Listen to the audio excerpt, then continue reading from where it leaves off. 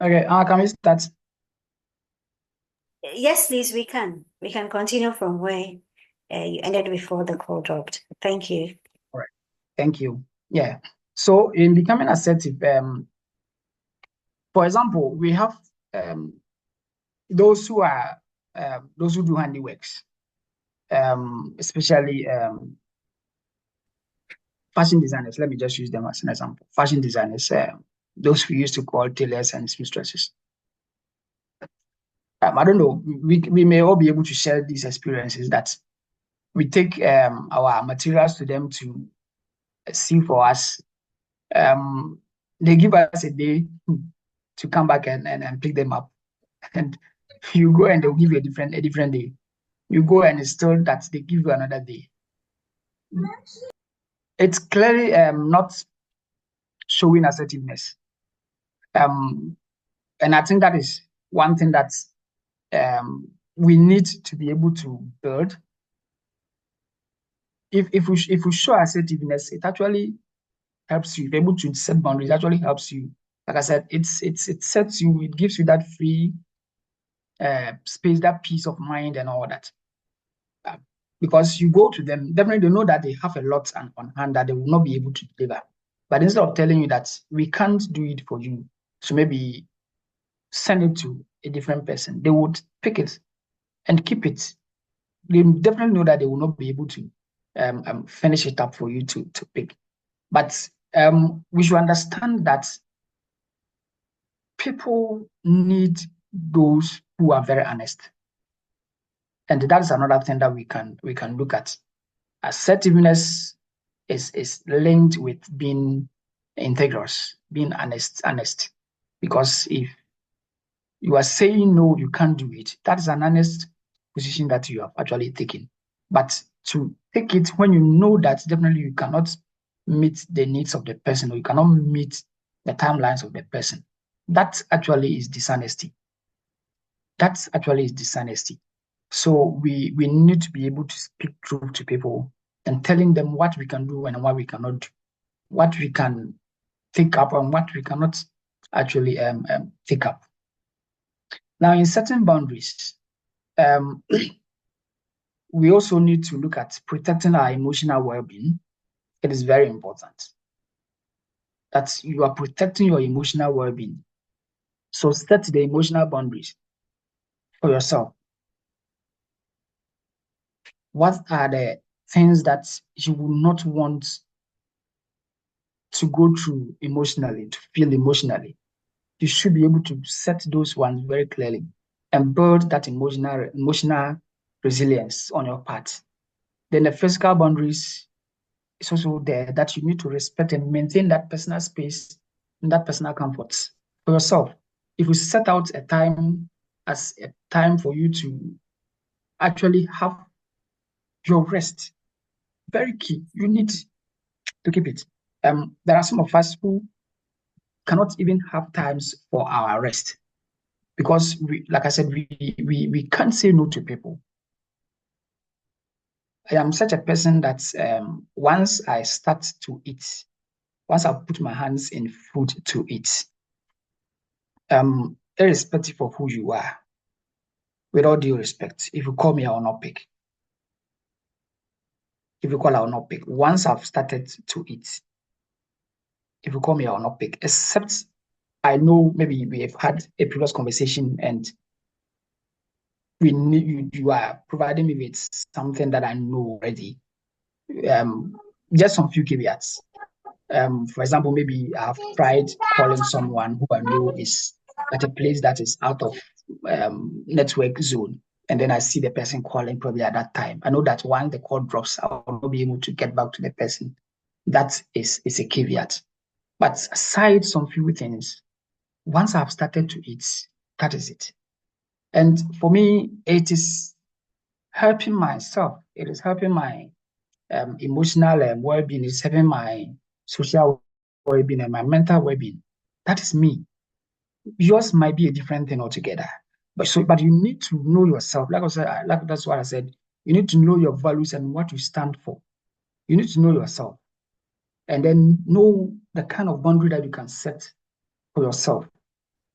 then you communicate that to the people who you deal with, your significant others. You need to then communicate that to them for them to be able to understand that as well. It's very, very important. Your mental boundaries. You need to guard your thoughts and opinions. It's very key.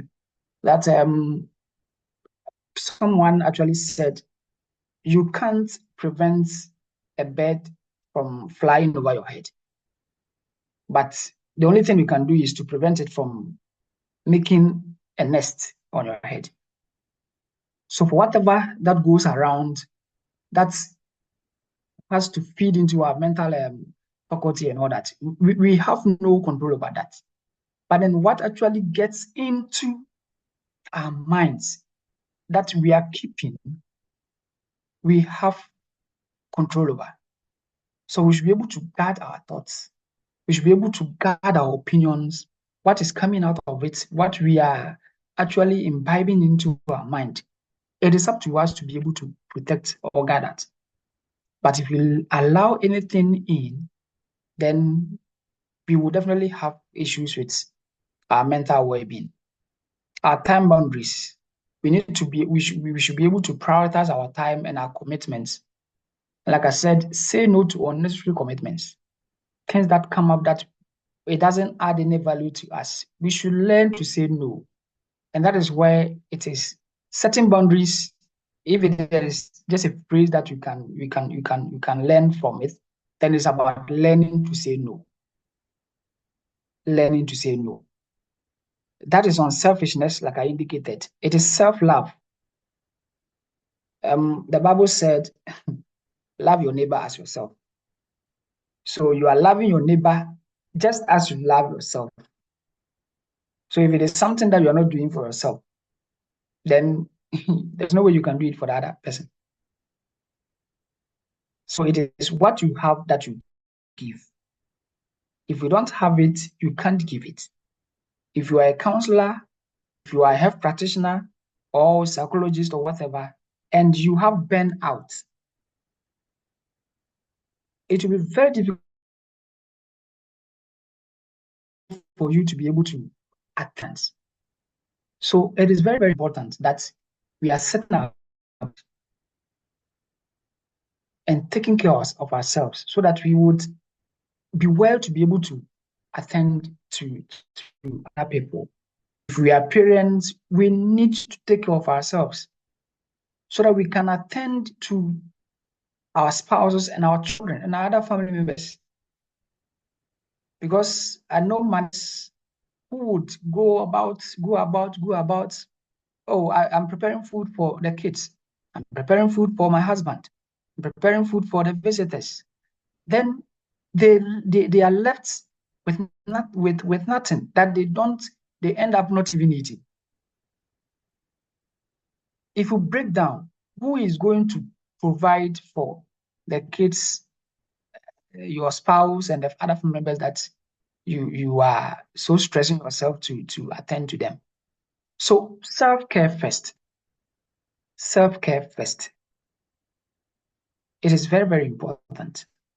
One other thing that we can do to set boundaries is about delegating responsibilities. Delegating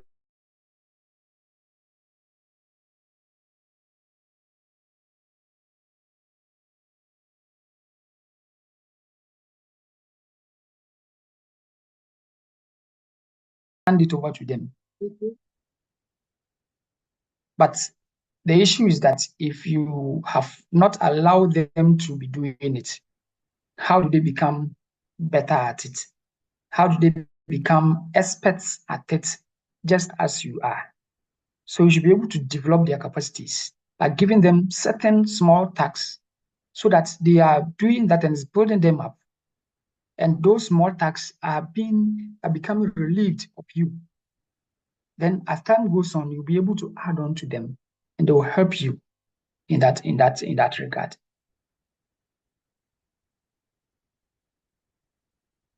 I am bringing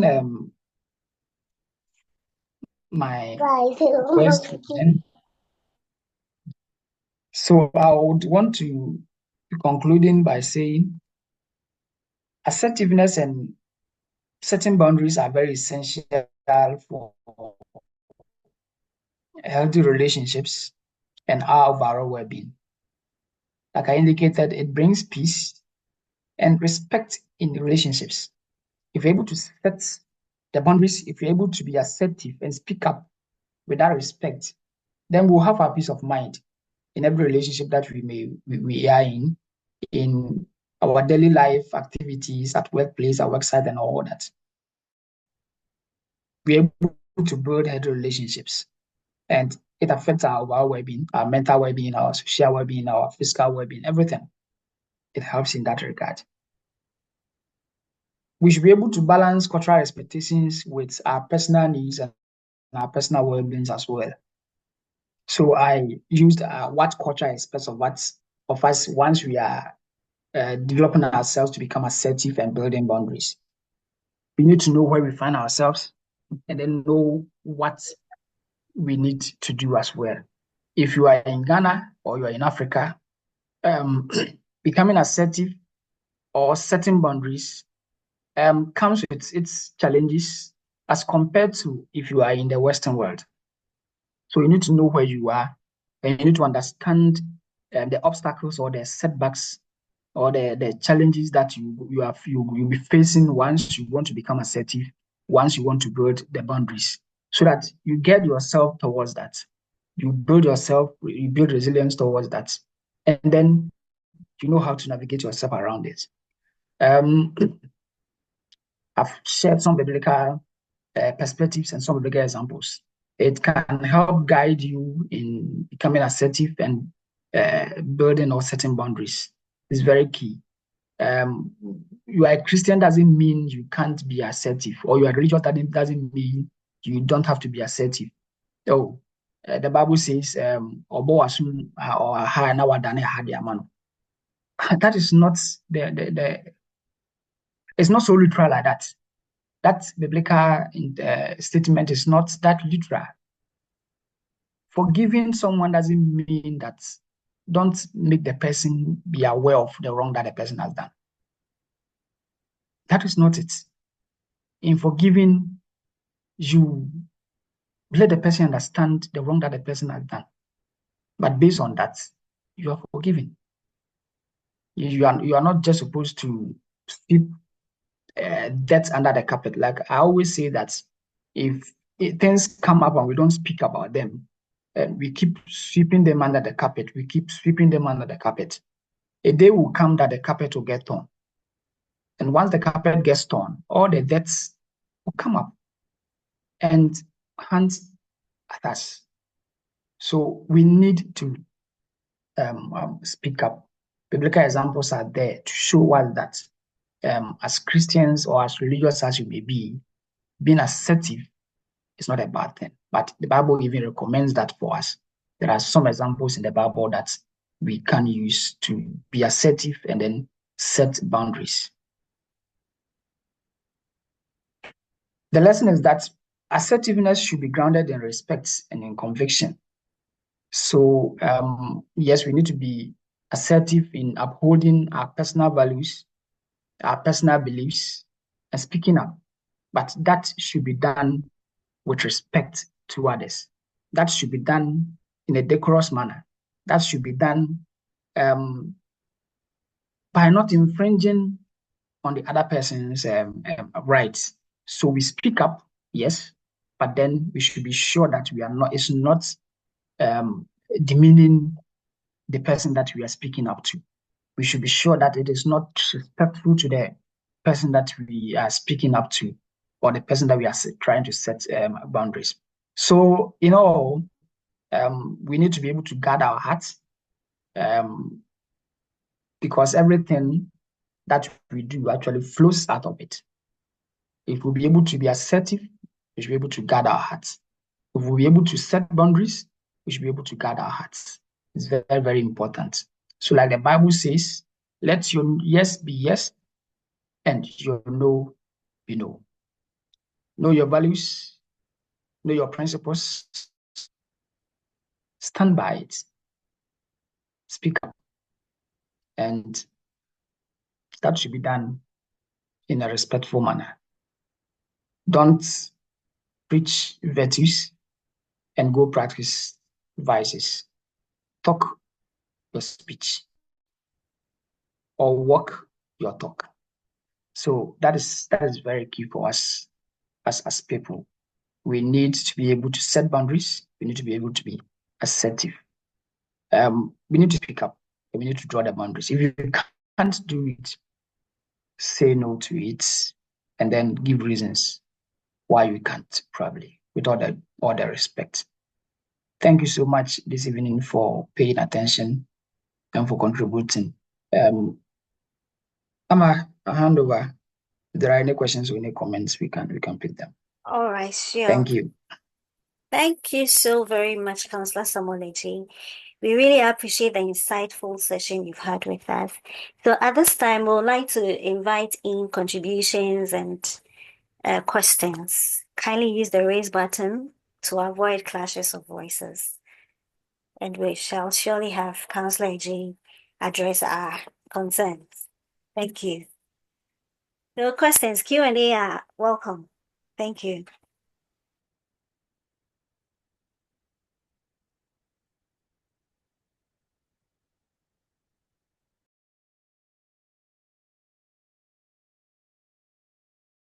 Is any questions, any additions, any take-homes you would like to share?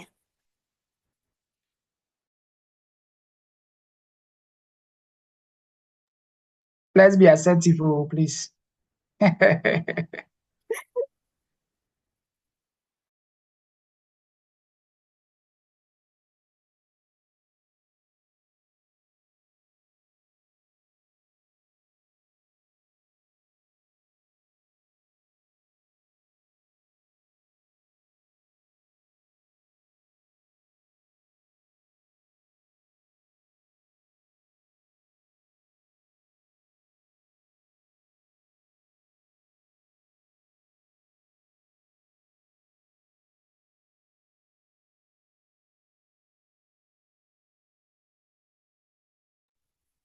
Okay, no questions, no contributions, no additions, take-homes? Or shall I invite rather? Shall I call names? Madam Martha, Amy, please, do you have any question or contributions? We have barely 10 minutes to end the session. If you do, please do well to unmute and share with us. Or Miss Gifty, okay. No, please. No, please. I don't have any question. I'm okay. Okay, very well noted. Thank you. You're welcome. Lady Viv, please, any question, any additions, any take-homes?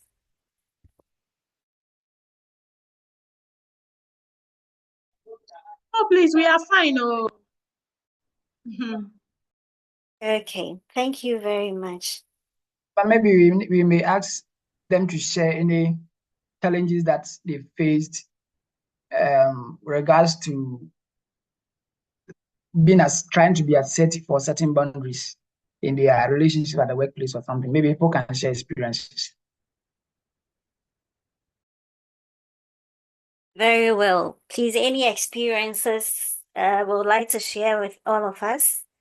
What we learned tonight, is there anything we can say about it? Personal experiences. Is there anything like that we would like to share? Sir Atin Tono, I hope I got the name right, or Mr. Bismarck, would you like to share any experiences with us?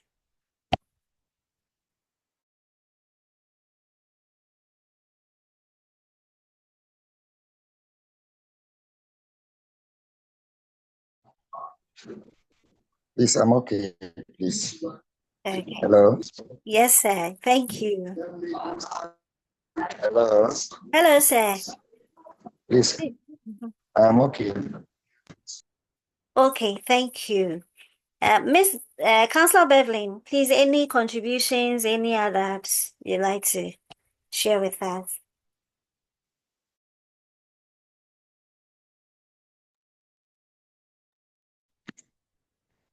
Yes, please. Counselor, please, I have a 9-year-old son who likes asking a lot of questions.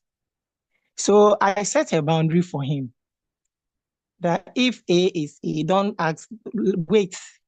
And now he thinks, last week he told me I don't like him. Now I don't allow him to express himself. But the questions are too much. He's just 9 years, but the type of question that he asks, sometimes you wouldn't have the answer to even give it to him.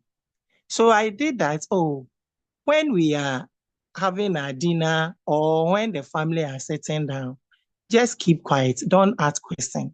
When you come back from school, do this. I gave him the rules. And because of that, he is also thinking, I don't like him. And now he said he won't ask me any question again. So what should I do now? All right, thank you so much, Counselor. Anyone to help us before problem are coming?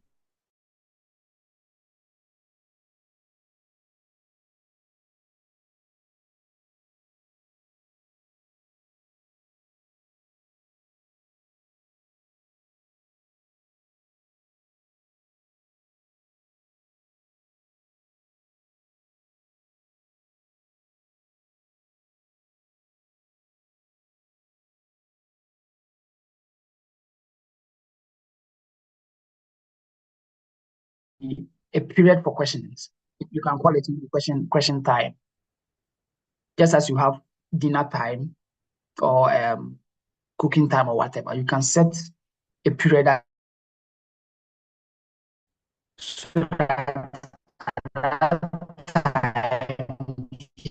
he may want to ask. We don't have to lie to our children if we don't know the answers. We should let them know that it is not everything that we also know. So if they ask the questions, the one that you can provide the answers, like I indicated, age appropriate, provide the answers. If you don't have the answers, as a parent, be vulnerable to your kid or your child. Tell him or her that, as for this and that, I don't have the answers right now. I would also want to research and then get back to you another time. That would be very perfect. They would understand that it is not everything that you know. You also learn about so many other things, and that would help them to always come to you and ask, "Mommy, this is what is on my mind. This is a question I have. Can you help me with an answer?" They would have that, like Miss Beauty said. You are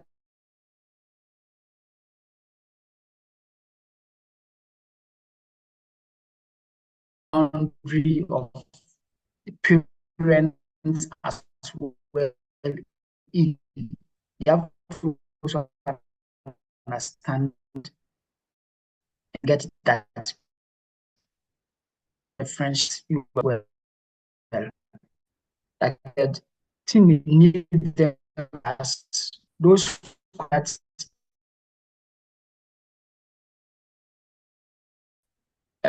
we know where most of the time it takes them to. So yes, you can set that. Just to add to what Ms. Kipchi said, like I indicated, you can have that questions time, maybe 30 minutes that you can give, that you sit and then they can come to you with all the questions that they want to ask. Those that you can provide answers, you provide. Those that you can't, let them know. These ones I will need to inquire, I will need to research and get them back to you maybe at a later time. So this is what I can add. Thank you. You know whether it helps. Okay, thank you very much, Counselor Adjei. Please, anyone with any other question or contributions? Madam Gifty Asare, would you like to share something, what you've learned with us? Or if you have a question as well, you can ask. Thank you.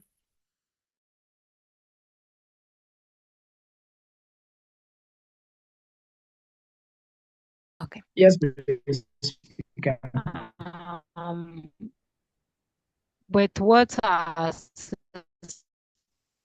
asks about